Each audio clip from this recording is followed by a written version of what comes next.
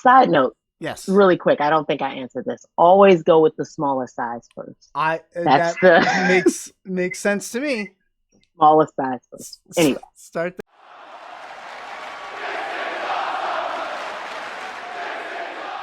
Oh, I see our guest is here looking phenomenal. All right, watch this. This is gonna be great. We had a fan of the show did this for us. Let me see if I can do this. Let me see. Ready, Vanessa? Ready, Trish? Watch. Everyone, would you please welcome to the Putting You Over podcast, a U.S. Army vet and your Pan-African World Diaspora Champion, the Afro Punk, Trish Adora. There, look at that. That was phenomenal. Were you able to hear that? Yes, that's so sweet. Yeah, Thank you. It was one of our viewers he wants to get into ring announcing. I think that's right, Vanessa. He's dabbled a little bit. He's dabbled a little bit in it, and we were like, "Oh yeah, why not you just do one?" And he goes, "Yeah, write me a script, and I'll do one for you." And we never wrote him a script because we're kind of lazy, and he sent us one the next day, and we're like, "Awesome!" So shout out to him, great job, Ryan Romano. Awesome. Well, thank you. That was really nice. Yeah, no problem. You look great tonight. The belt looks phenomenal, by the way. Speaking of the Pan-African Championship, have you named that title yet? No, not just yet. I call her Big Gold. Big Gold. Very big gold. I was watching a documentary on you. I only got halfway through it, though, before my daughters needed me. And you had said right at the start of the documentary, haven't named it yet. Haven't named my title yet. So I thought, well, let's find out. Let's lead off with that and find out if she has given it a name yet. But Big Gold. We'll call it that. Looks great. What does that title mean to you? This title, it sort of represents freedom. Yeah. In a sense, right? Like as an independent wrestler, you're kind of free in a sense. And, it's just up to you to make your own rules. You get to decide how you're presented, which promotion you work for. So I don't think that I fully understood what that meant until I became champion. You know what I mean? Right. Until all of a sudden everybody's eyes were on me and it was kind of like, oh, okay, I'm feeling like somewhat of the trend. You know what I mean?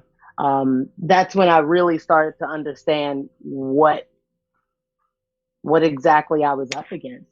And not really against. I want to work with wrestling and for wrestling. I don't ever want to work against wrestling.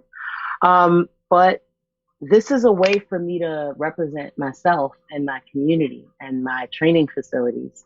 I take so much pride in my work. I'm just gonna hold myself. But I take so much pride in my work, and becoming champion and having such a beautiful belt that means so much to a lot of people. It's definitely helped me kind of button myself up a little bit more. It means that I'm a professional now. Yeah. You know what I mean? It means that I'm a standard bearer now. At least I believe that, Yeah.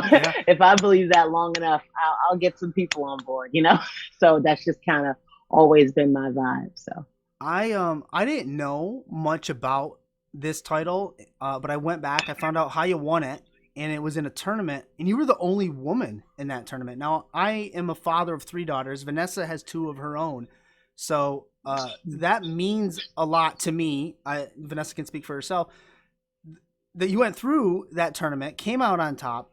What's it mean to you? You're a role model for young women. Yes, I that's really awesome. I'm just a human being trying to figure it out too. I'm really excited that people can maybe see themselves in me, or maybe somebody they know in me, and could find a way to root for me there. When I was younger, one of my earliest exposures to wrestling was watching Jacqueline versus Crash Holly, and just seeing that meant so much for me to see somebody that looked like me. I was like, wait a minute, what? That's so cool. And it kind of opened my eyes to this brand new cool thing. And I'm hoping I can do that too. I feel like if I can do that for, maybe one person or a few, that I've done good work in this business. So I'm really happy that, people are sort of gravitating to me in that way. But of course, I'm still just a human being figuring it out as well. So I'm fairly positive that you have opened the eyes to men and women, to get in the ring and do this and strive to accomplish stuff like this. Now, you grew up in a house with 5 brothers. Yeah. I am one of 4 brothers with and then my sister, so I know how rough it was in our house for her. But as how tough was it growing up with 5 boys? Is that why wrestling was on all the time at your house? I was gonna say, yeah, that was kind of my earliest introduction to wrestling was through them. Them and my dad, they kind of just grouped together and sit around the TV. And I have 4 older brothers and 1 younger. So at that age, they're like they're 10, 14, 17. So like they're at that age where like wrestling is just really like pumped through the system and like pumped into their veins pretty much. So it was pretty easy to get caught up in all the excitement and stuff like that. So it was pretty interesting. A lot of move trying. I can't tell you between the figure 4 and like the walls of Jericho. I can't tell you which one I've been put in more. I mean, honestly, just they give you any DDTs? DDTs were big in my house.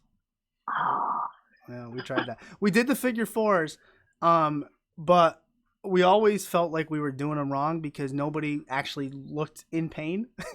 So we always thought we were doing it wrong because to us, it's got to hurt. And man, my sister took a lot of brunt of move attempting, and it's like definitely really. She unfortunately didn't grow up to be a wrestler, nor did any of us.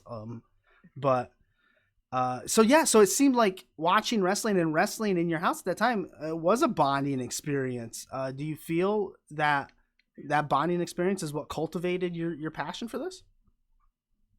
Yes, it was really interesting too. I had like a couple friends at school, and we all just kind of at lunchtime we'd all sit together and talk about wrestling. And it was one of those things. This was in middle school, and in high school, it became one of those things where it was like, yeah, we're gonna be wrestlers when we grow up, or oh, that'd be so cool to be a wrestler, or you know what I mean. And you just kind of say that, and I don't know what I was thinking. Maybe those are just empty things that you say, and then one day you kind of wake up and that's kind of not the case. But I always wanted to wrestle. I always wanted to, so pretty happy I came back around, after my service. So. Right. Yeah. So let's get to that. So you were in the Army for around 8 years. So that's awesome. And thank you for your service. My father was in the Army as well. So I know that would mean a ton to him. But my question, Army FITE. And training for the Army mentally and physically, how does it compare to training mentally and physically to work in the ring and in this business? Because they're probably not the same.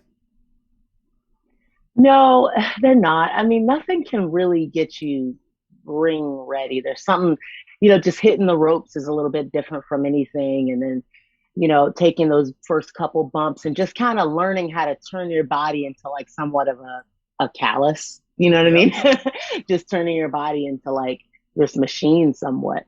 And that process is with both. It's just a matter of, I think for me, it was more mental for me in the Army. I was very young. I joined when I was 19. Yeah.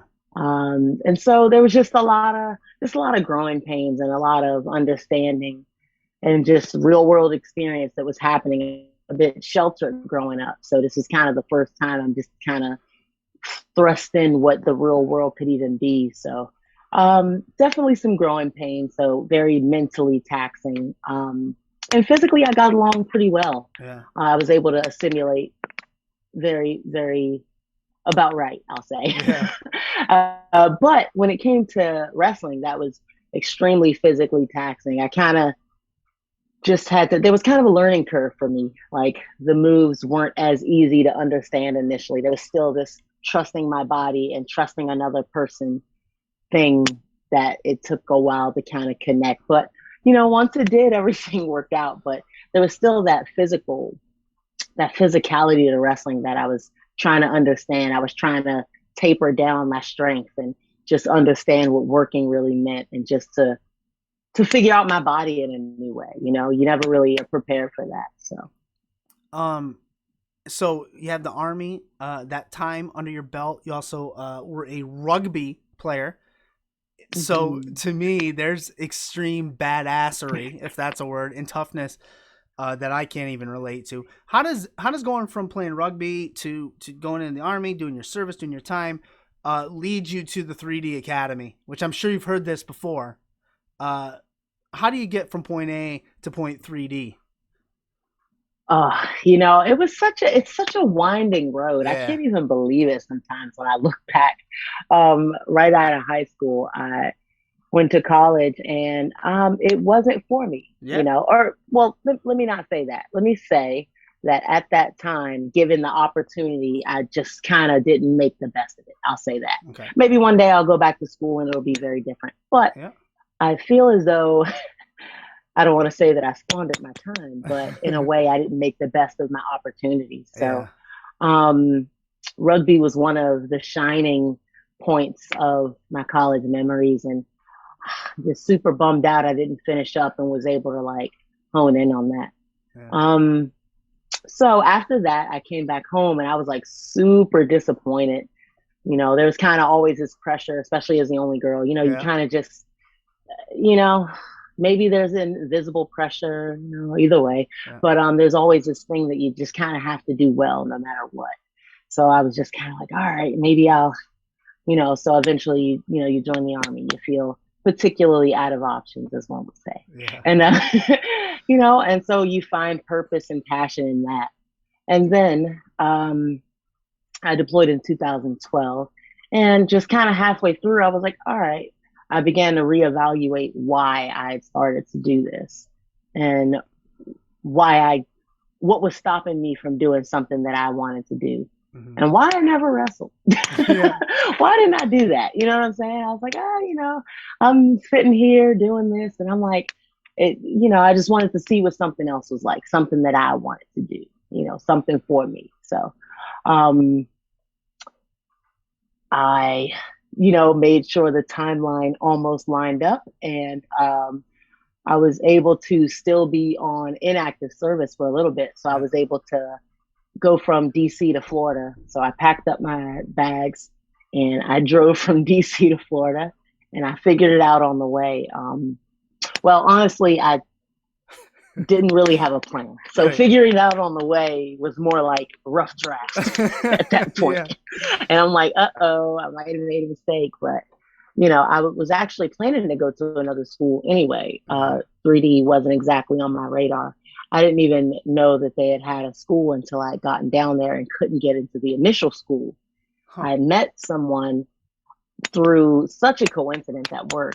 I met someone who was also a wrestler. Huh. So I was hey, you wrestle? She was yeah. I was all right, where do you train? She's Team 3D. I was wait a minute. So wait, the Dudley had a school down here this whole time? He's yeah. And I was well, what the heck? Let's go. So, yeah.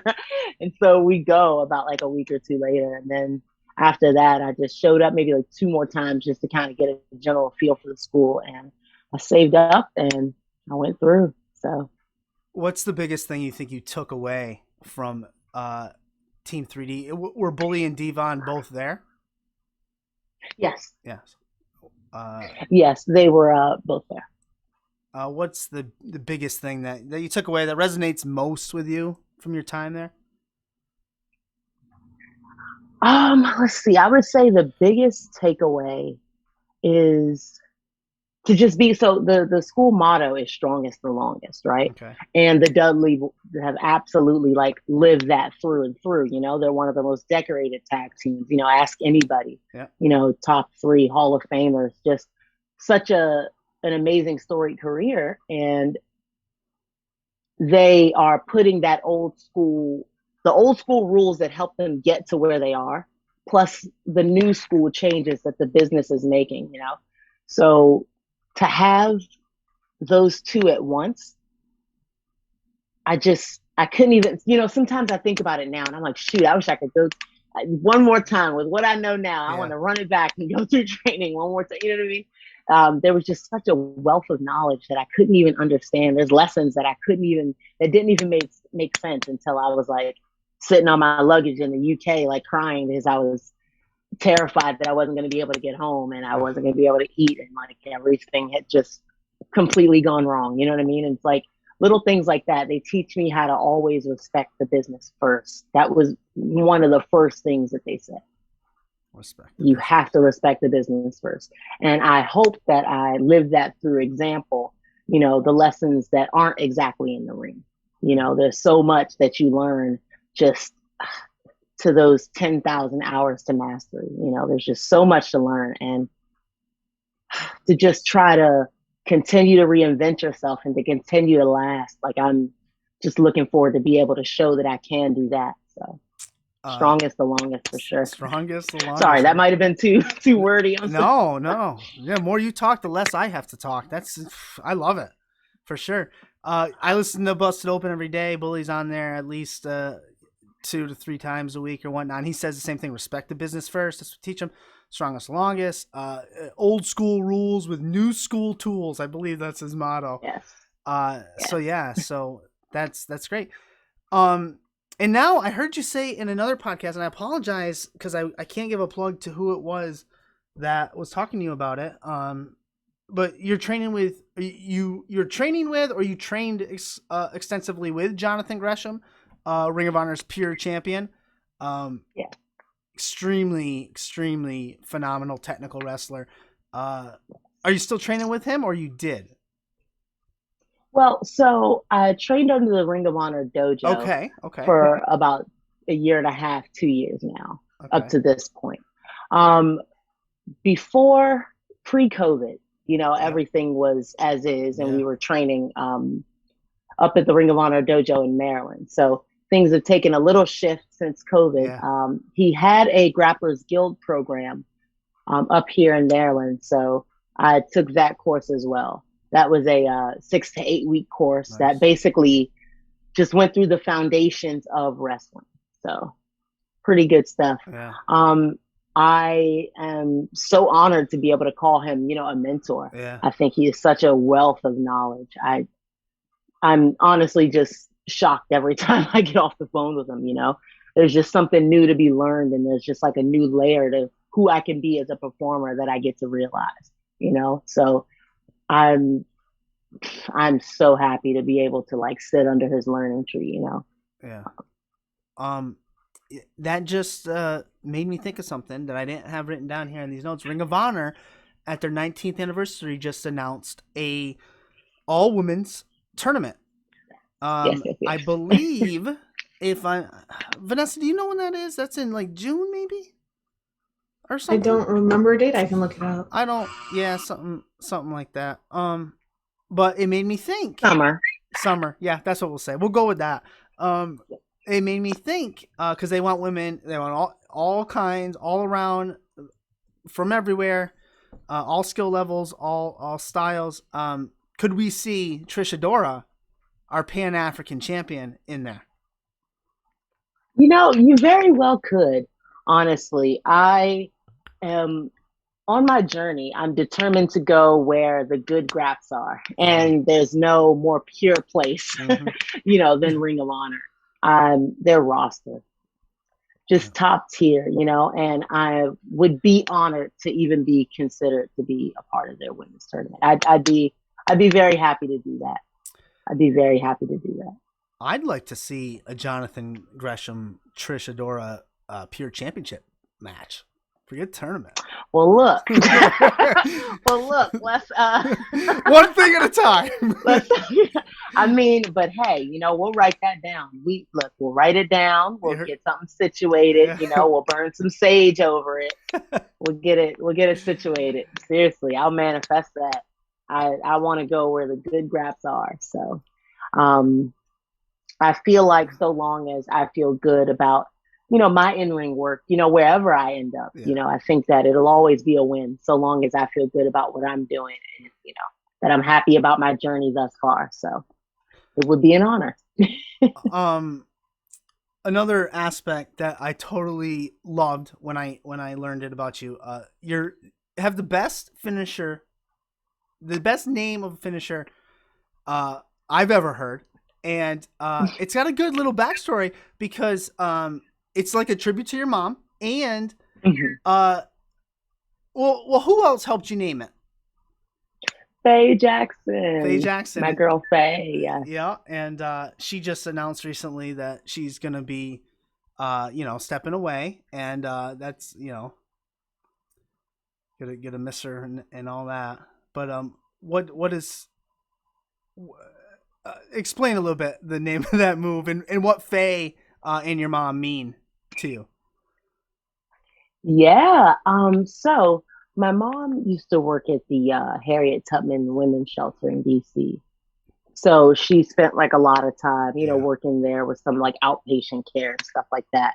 So funny enough, how the name just kind of popped up. I was thinking about my mom. I was just thinking about it, and I was like, so how do I get over? I play this game, right? Where you kind of sit and you kind of think of like quirky ways to like, it's like a play on words, yep. And you kind of do it like that.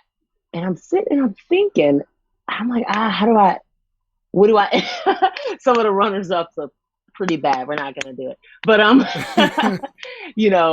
I go.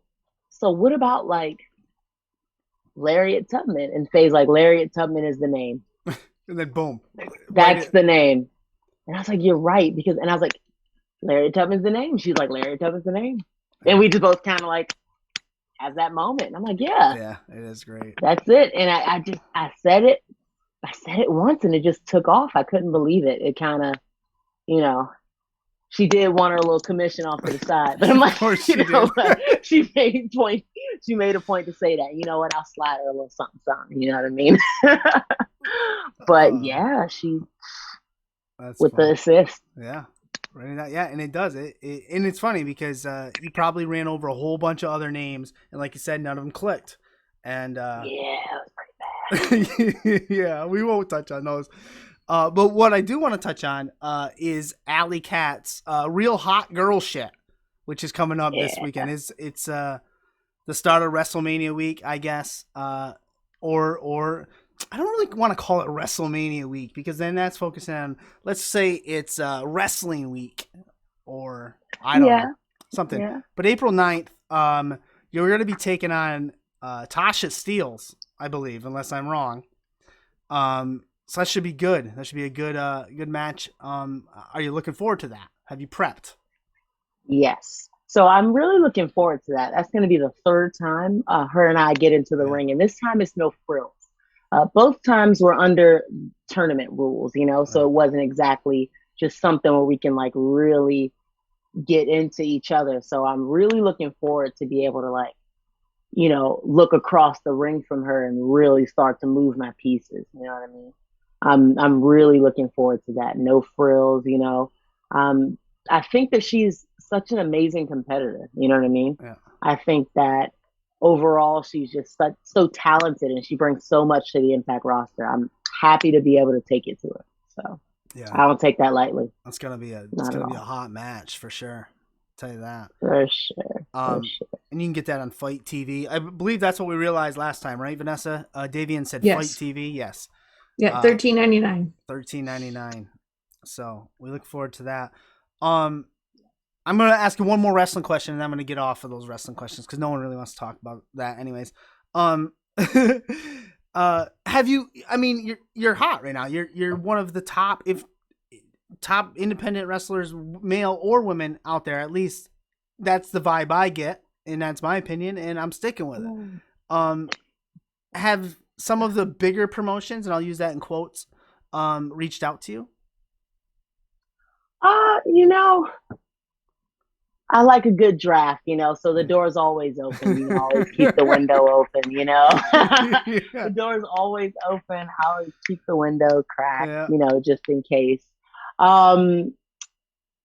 I feel as though I could be friendly. I would say that, let me put it this way. I would say that I'm friendly with some of the bigger promotions, I'm, I'm just interested in going where the good graps are. The good graps are, yeah. That's that. There you go. We're friendly, but How did you stay sane during this pandemic? No, things are starting. I didn't either. Things are starting to open up, but how did you get through that rough period? Learn any new traits? Yeah, I thought that. So what was happening with me pre-COVID? I just won. I just won this belt actually, February 15th of last year, 2020. So at that point, that was a month before everything is shut down. So I was walking into, everything with all these mania bookings. It was going to be amazing. At that point, I had about 6 or 7 bookings.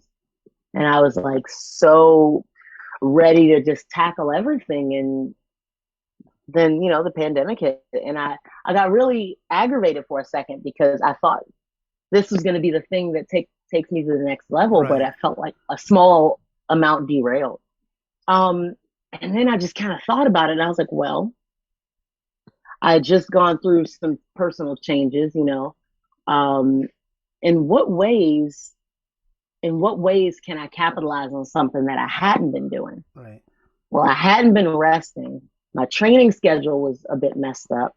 My social media game was just not where it needs to be. I couldn't get a straight across read across the board. A lot of things weren't organized. I couldn't cultivate a lot of relationships. And that's just happening just on the run. I feel like I would get home, I'd sit my bag down, take a deep breath, lay down, sit back up and be like, shoot, man, I got to run back out again. I feel like I was just kind of running ragged. And I think I know that, with COVID, it afforded me an opportunity to slow down. It let me focus on some things that I wasn't tackling. Like, sure, I had the bookings and things like that, but there's so much more to independent wrestling than just those bookings, Yeah. You realize that when you don't have them anymore. Yeah. And now you start to think about things a little differently. And now you're starting to cultivate every little relationship you can because now they mean so much. And now you're just looking at things through such a different lens, and now you're understanding how to negotiate better because now you got to be more flexible on your rate or maybe you got to be more flexible about how many times you do this. And now you're just starting to become more of a negotiator. You're starting to become your own seamstress. Maybe I bought myself a sewing machine and a hand sewing kit and I am fumbling through that. It's quite a task, we'll get there. But, I'm just trying to take on as much as I can to make sure that my game is as airtight as possible. Yeah. I took that time to, look at my gear and go, okay, is this the best representation of myself? I looked at, myself in the mirror and I go, okay, is this the best representation of myself? So I begin to make those changes to make sure that I look like I'm supposed to be holding this, that I look like I'm supposed to be across the ring with some of the best wrestlers in the world, that maybe one day somebody is crazy enough to call me the best wrestler in the world. I don't know, it may happen, crazy talk to some, right? Yeah. But I don't know, it's really helped open my eyes to just a lot of things. I'm so happy to have a better relationship at other training facilities. And I'm trying to make sure I cast such a wide net. Like I train up at world famous CB school up in Pennsylvania. World famous CB, yeah. Yes. I train up there with Sumi and with CB, and it's such a lovely time there, and I want to start training a little more in North Carolina at some of those schools down there. Right now, I plan to be using the MCW training facility until everything kind of gets situated. Yeah. Until maybe the dojo picks up or something like that. But until then, I know that there's always somewhere that I can go to just roll around for a little bit. And I'm so happy. Honestly, it's to have a relationship like that, that's nice and cultivated and you feel good about, that makes me feel really good. And I'm happy to be able to have had the time to stop and look at those things. Yeah. I'll say that. Yeah, that's awesome. That's great. How's your chess game coming? I know your brother was teaching you how to play chess. Good. Yes, Yeah. it's coming along pretty good. I'm learning something so funny. That I personally, maybe not everybody, but I play chess kind of like my personality. Okay. I play a very like defensive game, and I create like such a fortress, so to speak. And so being able to like be put into situations where I finally realized, right, that I'm never going to win the game with all my pieces, right? You're not gonna. That's not possible. Yeah, you know what I mean? You're going to have to lose something in order to win eventually. So me understanding that and looking at these pieces, honestly, I think chess is like war disguised as a board game. Seriously. Yeah. I mean, just starting to understand like, okay, there's anxiety around this move because I know that if I make this move, that I could potentially get hurt. There's something on the other side of this. There's a threat on the other side of this. And to make that move anyway, even though it's just a game, right? It's just a game, and to make that move anyway, it's so freeing the first time you don't let that anxiety cripple you from making a move. Mm-hmm. There'd be sometimes I'd be online playing and these people are so aggressive online. They inch forward and they like wipe you out in a sense. And I've been able to like look at that and understand how that relates to my wrestling. Understand that I have to move forward, that I have to be okay with losing a piece, that I have to get more aggressive. Yeah. That I have to make those attacks. I have to advance all of my pieces, So it's helped me just make so much more sense in my wrestling. It's so crazy. I couldn't even believe it, all the parallels and things that I've just been able to make more sense out of. Honestly, I could talk all day. So. I love to play chess. So when I heard, once again, apologies to whatever podcast I picked that up on. I heard your brother was teaching you the chess. I was like, oh shit, man, I haven't played chess in forever too. I should start teaching my daughters how to play that. They'd love it. Yes. But one podcast I do remember was Alicia Atut's, and phenomenal. The interview queen. It was great. She uncovered something about a place you used to work as a cashier. Yes. Very interesting cast of characters probably around this place of employment at the time. I was just curious, like maybe, and you don't need to answer anything. What was you got a good story of a question maybe you were asked, or can you find this?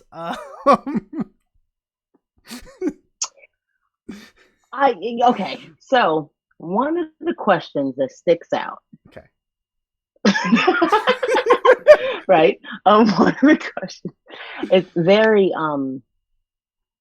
the first time I ever heard somebody say, "So which size should I use first?" And I'm like, and they're holding up this, and they're just like holding up something that's fairly massive, and I'm like, well, you don't want to use that one first. Maybe not that one. Let me go over and show you all of these. And like, these are great for that, and these are nice. And you take it down off the shelf, and you put it on their hand and let them feel the vibrate part and how it like moves around. Then you talk about how that would feel like. Yeah, it's pretty. I mean, I had to get used to some stuff pretty quick, and I was like, "Ooh, I don't think I can get used to some stuff." Yeah. But they completely empower you. Strangers. Yeah. I didn't think that anybody would really be walking up to me and ask like, "Hey, so I'm looking for something to like spice things up. I was thinking about adding something like this," and you're like, "Oh my gosh!" And then you're like, "But I never used one of these before, so would it be smart to get this version or maybe like this one?" And now you got to like walk them through and then you take things out of the box and you let them like sample it. I remember taking some of the Is it okay to like say You certain can words? say on whatever you want, Trish. Okay. Yeah. No, I'm just... Okay, I wasn't sure. You're all good. Yeah, go ahead. So there's like, you know, the sex toys that have the butts and the holes and things The like anatomy, that. Yeah. And so you take them out of the thing, and then they're like trying to go for a realistic feel. So you kind of just sit there and watch them like smack it on the ass, and you're just like, not this one. And then maybe you try another one. It's like, oh man, that's kind of brutal, you know. Just some of the things, you know, we're complete strangers, so I guess no harm, no foul. No foul. But it's like, they don't care. Yeah, you know, just interesting. Yeah, I appreciate you answering that question, and that Alicia too brought that out. So go listen to the interview with Alicia and Trish if you want to find out if you couldn't figure out where Trish was a cashier. But side note, yes, really quick, I don't think I answered this. Always go with the smallest size first. Makes sense to me. Smallest size first. Anyway, start there. You just don't want to jump into something like that, for sure. But Alley Cat's Real Hot Girl Shit, April 9th. There's no good transition from that to the next. There's absolutely none.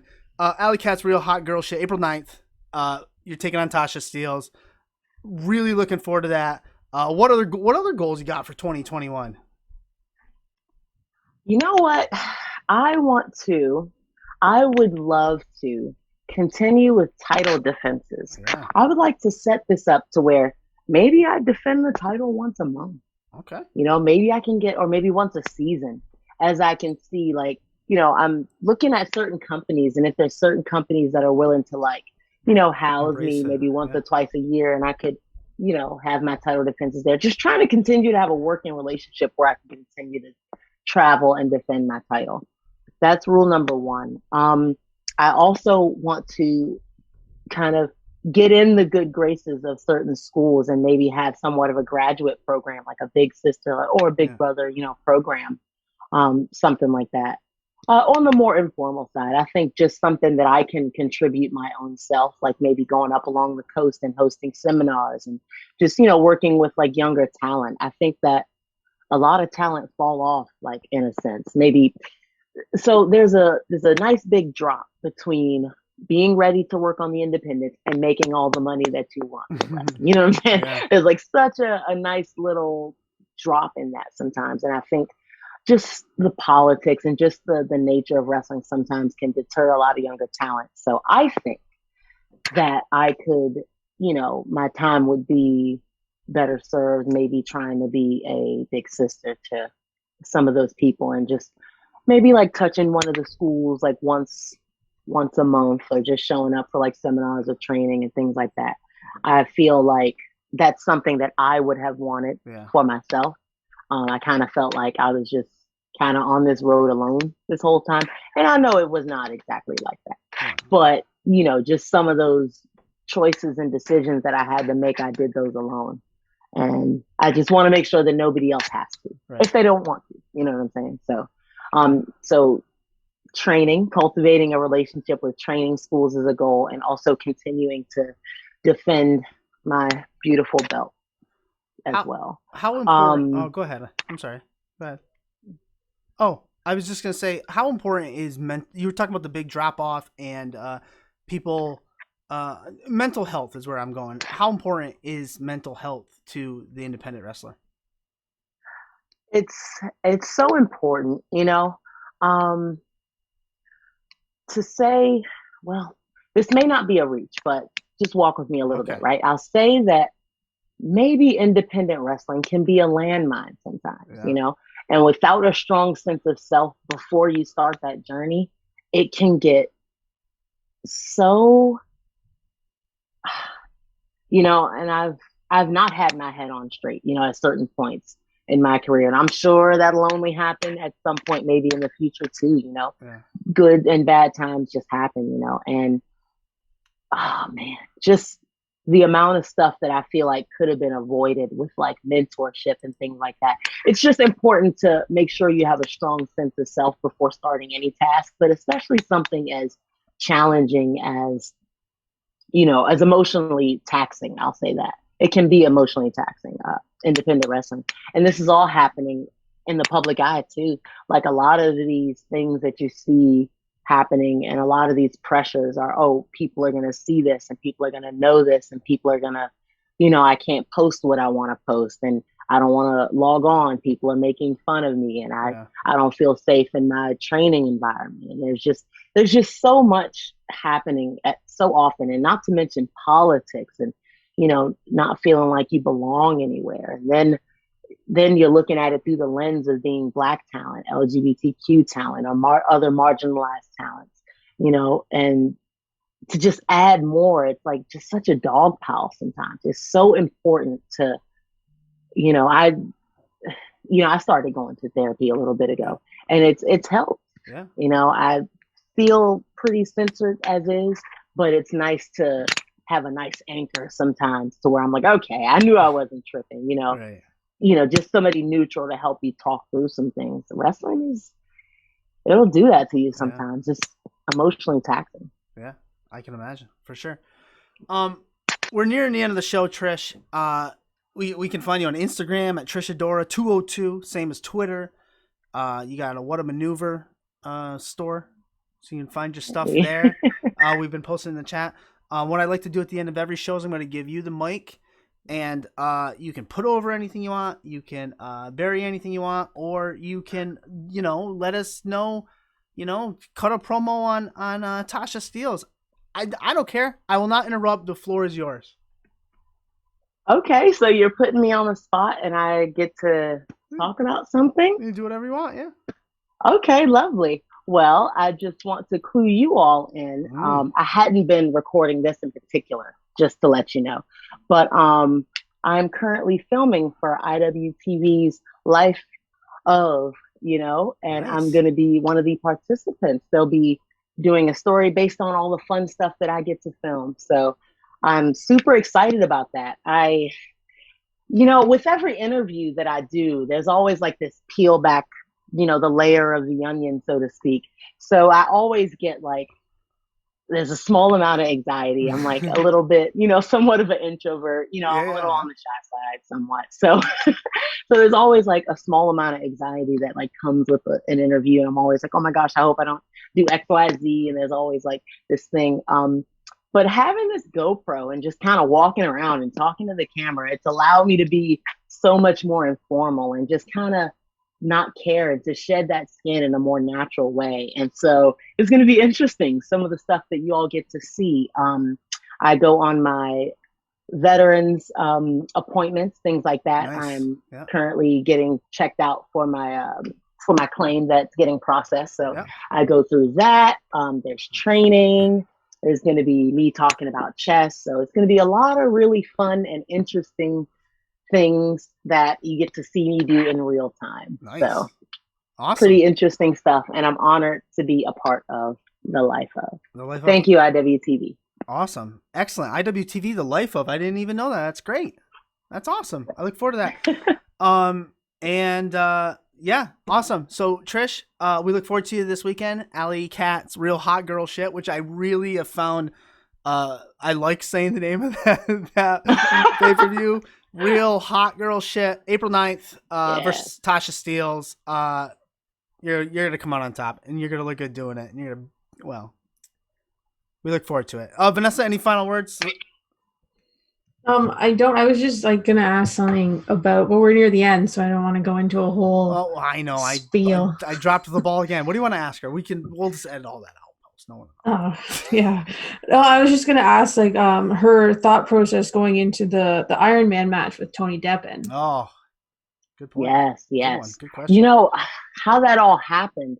It was such a whirlwind, so I didn't have much time to prepare. They were ready to like pull the trigger on that relatively quickly. So I went for mentally, just making sure that I understood what was being asked of me mentally. You know, I had never, rolled around in the ring for, at any given time, maybe longer than like 25 minutes. Yeah. And at that point, my in-ring work had been about a total of 25 minutes. And actually, the how am I gonna put this? Let me not got started this. Hold on. So the amount of time that I put into that match was about 25 minutes, right? And so that was all 3 matches put together to win this. So I was still at quite a disadvantage, time wise. And he's such a strong competitor, and he's got lungs, he can go and go and go. Him and Jordan Oliver just went, and I was a small amount intimidated. I'll be honest. I was extremely intimidated, walking into that big stage, like Beyond with, PWI, their eyes on, they're, sponsoring the event as well. It was for charity. I was able to pick up the victory, thankfully, and we donated to the Harriet Tubman's Women's Shelter. So it was a very lovely full circle moment, and I'm happy to have had that happen. But going in, I was a small amount intimidated, but I knew I just had to just try to outlast in some way, to at least like match his energy and try to outlast him. So it worked out in the end, thankfully. Yeah. He's probably staying up all night, all hours of the night with that new kid. Pretty odd. Yeah. Yeah, such an adorable little baby. He is. Yeah, that's great. Are you nervous going into, I know we're supposed to be done. Are you, because you've said it now a couple times, you're a little nervous. Are you nervous going into your matches in general? There is a bit of nerve, that goes into it. I approach my matches a little bit differently. Yeah. As far as how I'm interested in working my art with another person, So I'm nervous in a sense because what I'm asking usually isn't of tradition, So there's nerves and, the receptibility of, my technicality, and my technical style and stuff like that. I get nervous. I'm like, okay, this new transition I've been working on, is it going to go over? Or, is the crowd going to care? And do I care? How do I feel about certain things? You know what I mean? There's just, there's so much, like goes into it. I do get very, very nervous, but I think I can kind of channel that and turn that into like just sort of happy, nervous energy. And I'm hoping that it comes off a little more like that than the other nervous. Excellent. You've been a pleasure to have on.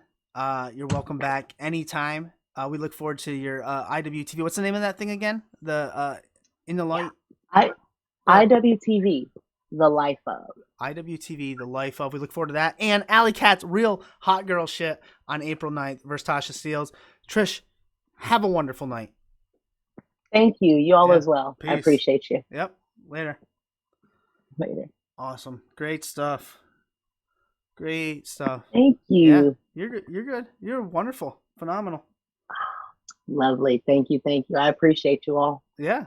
Excellent. Have a good night. We'll talk to you soon. All right. Peace. Bye. All right. Go over here. Excellent. Good stuff.